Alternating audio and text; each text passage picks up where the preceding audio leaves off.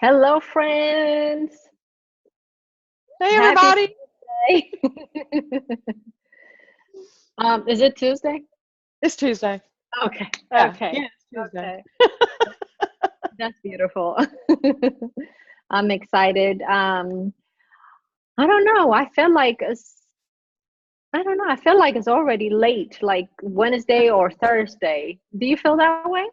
I do, but it's because I was so busy all weekend. I really didn't get a weekend. I don't know Ah, why you feel that way, but you had a I guess. pretty big weekend too. Yeah, and I guess that's why. Yeah, I was on the road and everything. That could be why. But I am happy and grateful that we are back, healthy, happy, peaceful, and prospering every single day. Um, this morning, I woke up and I was having one of those moments. I did not want to get out of bed. And my other accountable partner, he was like, get up. And and also I was playing this trick on myself, which is yesterday I listened to this motivation speaking, and it was about counting five to backward, five, four, three, two, one, and then you just get up. But Oh, what I realize is that okay, either that system has not been programmed in me yet, or not every system works for everybody. So you know what? My body was saying, no, you cannot get up. So I'm telling you, have accountable partner, not just one, have a few. okay. Because there will be time that you won't feel your best to get up. And you might need that another person to be able to say, hey, you set this goal for yourself. So I was grateful for my husband. And not only that, he pushed me to, work out harder this morning than the usual hour, than more than Oh, our usual. Yeah. So by the end of it, anyway, by the end of it, I was so rejoiced. I was so grateful for having him because I was able to stay on my goal for for this morning. So I'm grateful for him today for for being able to push me, even though I am always staying mindful what I want to accomplish, but still there might be like day or two that you might not feel your best. So have yeah. accountable partner for everything. So that helped me. How is your morning so far? How is it going? Well, I actually got up early. I got up in plenty of time to do my stuff, and so I thought what I should have done is went ahead and got in my routine. But I got in late last night. I haven't even got to hold the grandbaby yet because she had him so late that I didn't have time. They were doing all the things that they do with them and all. And so I got in the middle of the night, but I still got up early enough. I woke up early enough to do my stuff, and I thought, well, I'm just going to take a minute because we have a drill going on at work this week that I'm on. And I thought, well, I'm just going to take a minute and see because I was thinking it started tomorrow. Hmm.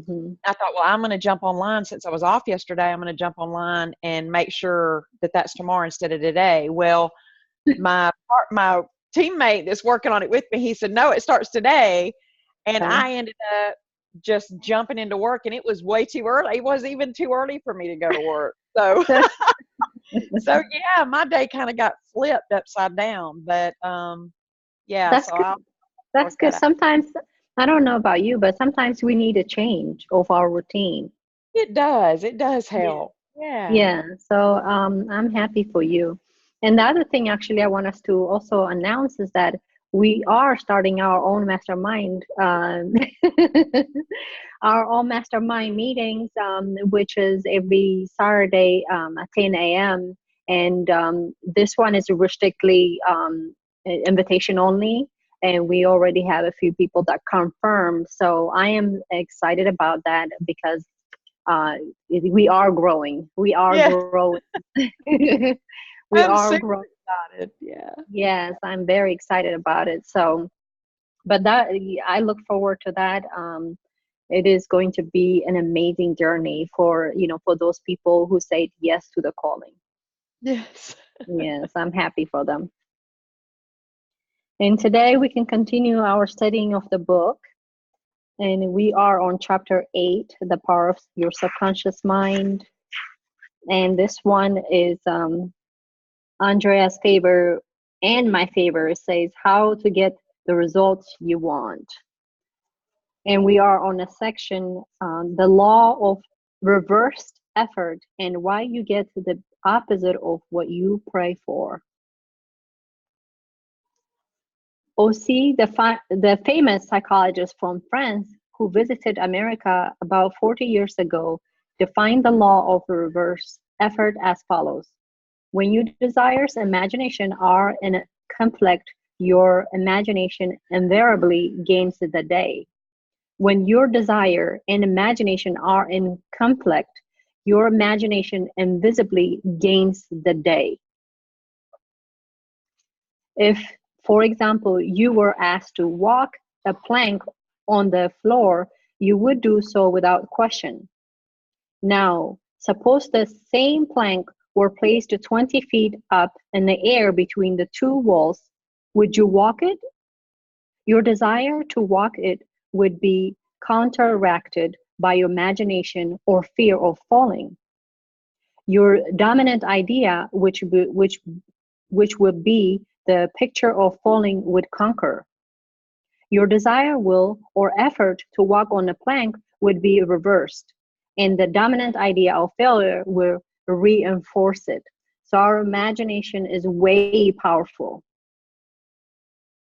That's a great example. Great example. Yeah, it is. Our imagination is way powerful. And this goes back to perfectly to what we mentioned yesterday. Our desire and our feelings needs to match.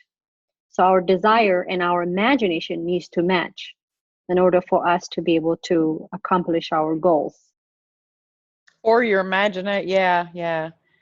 Your imagination definitely needs to be strong. So yeah, your desire has to be super strong for you to build up your imagination. So right, yeah. Yes. They have to match. Yes. When we get that connection, confirmation, and approval of saying yes to the imagination and the desire, they are one, then the answer is yes, pretty much. You in it to win it. But if we have any doubt in our imagination about our desires and ideas, then we are going to follow that fear or that doubt. So they need to be aligned together. And he says mental effort is invariably self-defeated, eventuating always in opposite of what is desired. The suggestion of the powerlessness to overcome the condition dominates the mind. Your subconscious is always controlled by the dominant idea. Your subconscious will accept the strongest of the two contradictory oppositions. The effortless way is better. If you say, I want the healing, but I cannot get it, I try so hard, I force myself to pray, I use all the willpower I have, you must realize that your error lies in your effort. Never try to compel the subconscious mind to accept your idea by exercising willpower. Such attempts are doomed to failure, and you get the opposite of what you prayed for. And because when you use your willpower, then that creates force. Right? Isn't that what we're learning? Because you're trying so hard. And if you're trying, then that tells your subconscious you're not doing or you don't have. Yes. Am I saying that? Yes. Right? Yes. Okay, yeah. Yes. And that's just something new that I'm learning. That's why I was making sure that I'm saying it right. Because when you're trying to do something, or if you're willing to do something or to make something happen, then you're actually saying it's not happening or I don't have it. Yes. And the power of it also comes in understanding that the subconscious mind is always about perfect health. Yes. So we need to accept that. We need to approve that.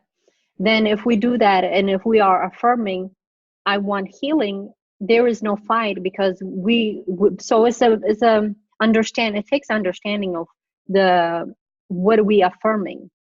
We are affirming to be healing, to be healthy, and that will align with the subconscious mind, because the subconscious mind is always perfect health. And if we accept that, then it should not be any fight with our conversation. But if we don't have that understanding, then we are going to have this doubt and fear, and we're going to get the opposite of what we are praying for. Mm-hmm. Such attempts are, okay, so he says such attempts are doomed to failure, and you get the opposite of what you prayed for. The following is a rather common experience. A student, when taking examination and reading through their papers, find that all the knowledge has suddenly deserted them. Their mind become appealing blanks, and they are unable to recall on relevant thoughts. The more they grind their teeth and summon the power of the will, the farther the answer seems to flee. But when they have left the examination room and the mental pressure relaxed, the answer they were seeking flow back into their minds. Trying to force themselves to remember was the cause of their failure. This is an example of law reversed effort, whereby you get the opposite of what you asked or prayed for. And anyone who's been a student, that's it. Anyone who's been a student knows this, because this happens definitely. And you even remember the question that was asked after you left from the exam room, and you're like, oh, So, but we need to relax. We need to relax. And you want to read for us the next one? Sure. The conflict of desire and imagination must be reconciled. To use mental force is to presuppose that there is opposition. When your mind is concentrated on the means to overcome a problem, it is no longer concerned with the obstacle. Matthew 18:19 says, if two of you shall agree on earth as touching anything that they shall ask, it shall be done for them of my Father which is in heaven. Who are these two? It means the harmonious union or agreement between your conscious and subconscious on any idea, desire, or mental image. When there is no longer any quarrel in either part of your mind, your prayer will be answered. The two agreeing may also be represented as you and your desire, your thought and feeling, your idea and emotion, your desire and imagination. Now, I also do believe that this also applies the way it's taught in the church, where two or more, because we see that in the mastermind. We see how that works so eloquently when we come together as a group, or even just me and you, that third person, God is there, and wisdom comes out. So that's harmony, and we can achieve more. I had not thought of it this way. This is awesome. Yes. Meaning that if you have your conscious and subconscious, when those two are in agreement, nothing can stop it. Nothing can stop what you want. And that's powerful. What we do. And that's what we are learning to do when we are programming our mind. We are trying to have them agree to be on the same page, because since there is a power in it, being able to agree on a common goal. So because of that, then this is why it is so important for us to reprogram our mind from negativity to a positive, and also whatever the desires and wishes that we're having, make sure that our conscious mind and subconscious mind are agree with it. And we're not talking about willpower. Right. We're not talking about willpower. We're talking about the working through the visualization, working through the affirmation. Yeah, working through the affirmation to make sure that they agree, because there is a magic.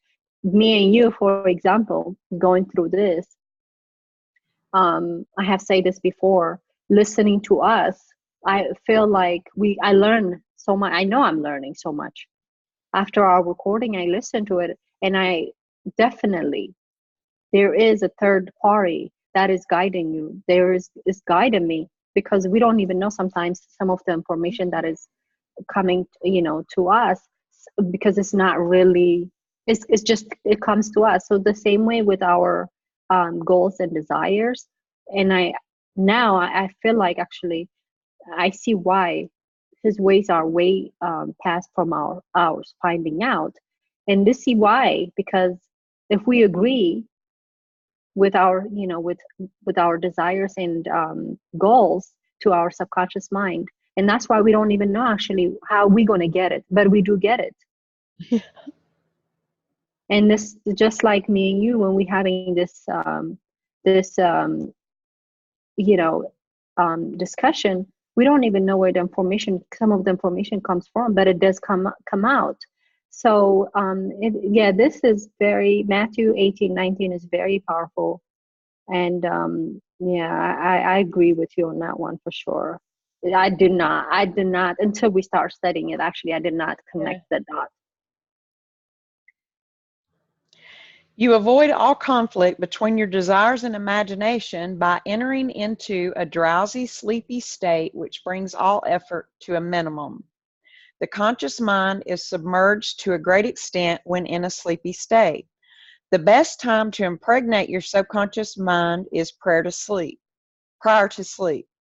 The reason for this is that the highest degree of outcropping of the subconscious occurs prior to sleep and just after we awaken. In this state, the negative thoughts and imagery which tend to neutralize your desire and so prevent acceptance by your subconscious mind, no longer present themselves. When you imagine the reality of the fulfilled desire and feel the thrill of accomplishment, your subconscious brings about the realization of your desire. A great many people solve all their dilemmas and problems by the play of their controlled, directed, and disciplined imagination, knowing that whatever they imagine and feel as true will and must come to pass. The following will clearly illustrate how a young girl overcame the conflict between her desire and her imagination. She desired a harmonious solution to her legal problem, yet her mental imagery was constantly on failure, loss, bankruptcy, and poverty. It was a complicated lawsuit, and there was one postponement after another with no solution in sight. At my suggestion, she got into a sleepy, drowsy state each night prior to sleep, and she began to imagine the happy ending, feeling it to the best of her ability. She knew that the image in her mind had to agree with her heart's desire. Prior to sleep, she began to dramatize as vividly as possible her lawyer having an animated discussion with her regarding the outcome. She would ask him questions and he would answer her appropriately. He would say to her over and over again, "There has been a perfect, harmonious solution. The case has been settled out of court." And that's what she played over and over in her imagination. There has been a perfect, harmonious solution. The case has been settled out of court. During the day, when fear thoughts came into her mind, she would run her mental movie with gestures, voice, and sound equipment. She could easily imagine the sound of his voice, smile, and mannerisms. She ran this mental picture so often it became a subjective pattern, a regular train track. At the end of a few weeks, her attorney called her and confirmed objectively that she had been imagining what she had been imagining and feeling as true subjectively. And this is really what the psalmist meant when he wrote in the Bible, "Let the words of my mouth," meaning your thoughts, mental images, and good, "and the meditations of my heart," meaning your feeling, your nature, and your emotion, "be acceptable in thy sight, O Lord, my strength and my redeemer." And this is the law of your subconscious mind. The power and wisdom of your subconscious mind can redeem you from sickness, bondage, and misery. Psalms 19:14. Mhm. Let the words of my mouth, meaning my thoughts, mental images, and good, and the meditations of my heart, meaning feeling the good that I desire, the nature and the motion of it, be acceptable in your sight, O Lord, my strength and my redeemer. That is wonderful. Mhm. Yes. Yes. It's very powerful, and he, when he says right here, there has been a perfect harmonious solution. So she made this. We have learned this how we need to condense. Yeah, good point.